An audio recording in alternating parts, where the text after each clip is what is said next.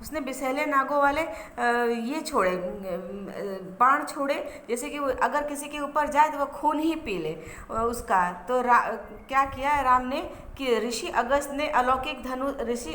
के दिए अलौकिक धनुष से एक बाण चलाया। हम लोग पिछली कक्षा में पढ़े थे कि ऋषि अगस्त ने उन्हें अद्भुत अद्भुत कई दिव्य अस्त्र दिए थे। तो ऋषि अगस्त के दिए गए अस्त्र में से सिर्फ एक बाण चलाया और बाण जो है खर की छाती में लगी और वह धरती पर गिर पड़ा। और इस तरह से खर और दूषण दोनों का ये हो गया, मृत्यु हो गया। यह देखकर लक्ष्मण भी सीता के साथ गुफा से, कंदरा मतलब गुफा से निकल आए। देवता लोग भी बहुत खुश हो गए। चलो कुछ तो राक्षसों का संहार हुआ, क्योंकि ये राक्षस से ऋषि मुनि बड़े भयभीत थे। तो देवता लोग भी उनके ऊपर फूल बरसाने लगे। सभी ऋषि मुनि जो है राम की बहुत अच्छी प्रशंसा की। अब देखो, अब सुपर्णखा का क्या करती है, सुपर्णखा का लंका जाना। अब सुपर्णखा जो है वह देखती है कि राम तो अकेले ही खर और दूषण को मार डाले, तो वो क्या करती है कि वह लंका जाती है। लंका देखो, लंका में यहाँ पर रावण का परिचय दिया गया है कि सुपर्णखा का भाई रावण लंका का राजा था। वह अपने बल पराक्रम के लिए तीनों लोकों में विख्यात था। 3 लोक मतलब स्वर्ग लोक, पृथ्वी लोक और पाताल लोक, तीनों लोकों में विख्यात था। उसकी 20 भुजाएं थी और 10 मस्तक थे।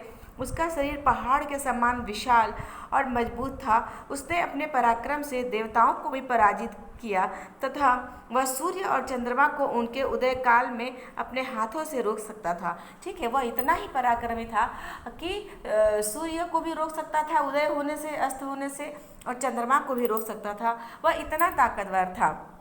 इसके साथ ही हम आपको बता दें कि रावण जो है बहुत पढ़ा लिखा और विद्वान भी था।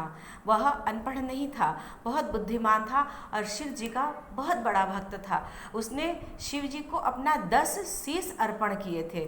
10 शीश काट काट कर वह शिव जी को चढ़ाकर शिव जी को वह खुश किया था। तो वह शिव जी का बहुत बड़ा भक्त था, बहुत ज्ञानी था और बहुत विद्वान था।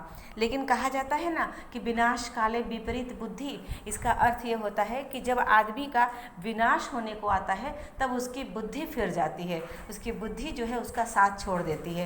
यही हाल रावण के साथ हुआ। देखो, सुपर्णखा ने रावण को खर, दूषण और त्रिशिरा तथा राक्षसों के वध सहित राम लक्ष्मण द्वारा तिरस्कृत होने का सारा वृत्तांत कह सुनाया। वह सारी घटना बताती है कि हम राम लक्ष्मण के पास गए थे, उन लोगों ने मेरा अपमान किया, खर दूषण को मारा। फिर वह बोलती है कि भाई उनके राम के पास जो पत्नी है ना, वो उसकी पत्नी बहुत सुंदर है और मैं तो चाहती थी कि वो तुम्हारी पत्नी बनाने के लिए लाना चाहती थी। यहाँ पर देखो, वो झूठ बोलती है। वो ये नहीं कहती है कि मैं राम से विवाह करने के लिए गई थी इसलिए मेरे नाक कान कटे। वह कहती है कि उसके पास जो सुंदर स्त्री थी, मैं उसको लाना चाहती थी कि तुम उससे शादी कर लो, लेकिन राम लक्ष्मण जो है मेरे अंग काट डाले। तुम राम को पराजित करके उसकी स्त्री को अपनी पत्नी बनाकर अपने बल पर अपना बल का परिचय दो। वह जो है रावण को भड़काती है कि तुम उसकी स्त्री को ले, तुम अगर ताकतवर हो तो तुम उसकी स्त्री को लेकर आओ। ठीक है चिल्ड्रेन, आज बस हम लोग यहीं तक पढ़ते हैं। Okay, thank you class.